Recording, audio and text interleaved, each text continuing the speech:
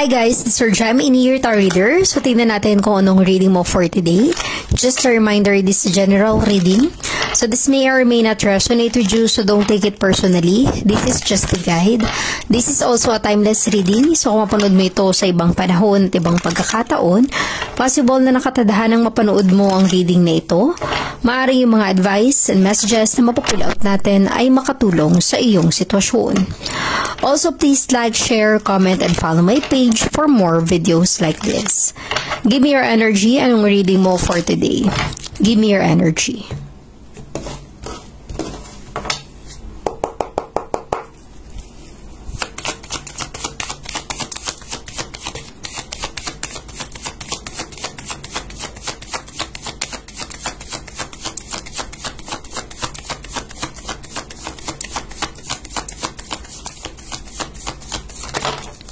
Okay. You have here the Emperor energy. Maaaring ang iba sa inyo ay connected with a strong Aries, a fire sign, or maaaring ikaw ay Aries sign. Okay? Very powerful.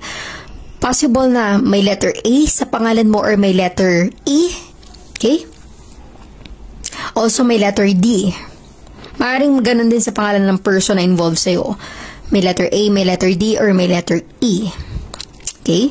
The Emperor energy, a very strong personality. If this is your energy, you have to be strong despite of all the problems na na-encounter mo. Like the Emperor, wala tong inuurungan.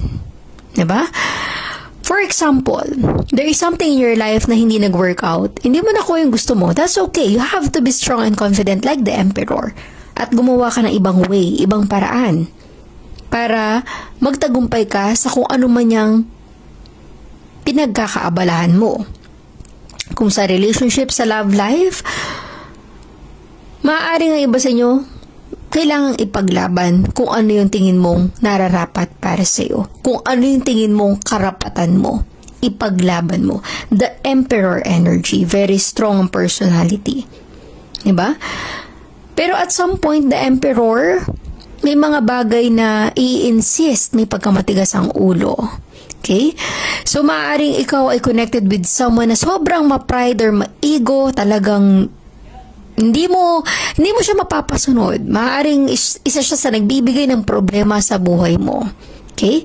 It really feels na you are encountering someone or meron kang nai-encounter sa buhay mo na talagang hirap siyang mag-compromise kasi gusto niya siya yung laging nagwawagi, siya yung laging tama, siya yung laging nasusunod.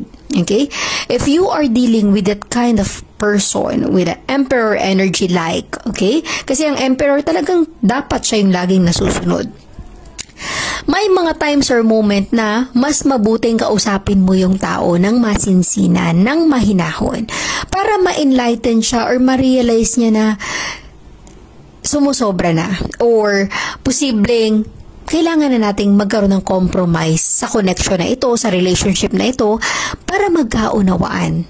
Particular man yan sa love life mo, sa trabaho, or kahit sa business, sa career, ka-business partner mo, or kung ano man yung connection mo sa taong ito. Importante na nauunawaan nyo yung level or boundary nyo sa isa't isa.